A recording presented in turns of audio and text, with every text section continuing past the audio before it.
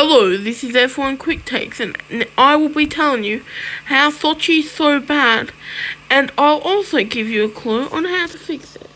So, looking at Sochi, it's actually quite good track. You got a nice run onto the first corner, you got a big long sweeper, and then you got heaps of braking points. That's a braking point.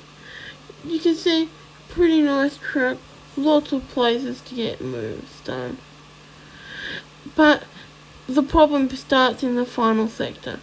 It's tight, twisty, but the final two corners put the nail in the coffin. You can't overtake on the second last corner, not tight enough, and you end up losing a whole bunch of time to the car in front on the final corner. How do you fix this? Well, it's very, very, very simple. Just do that. Sochi is a way better track.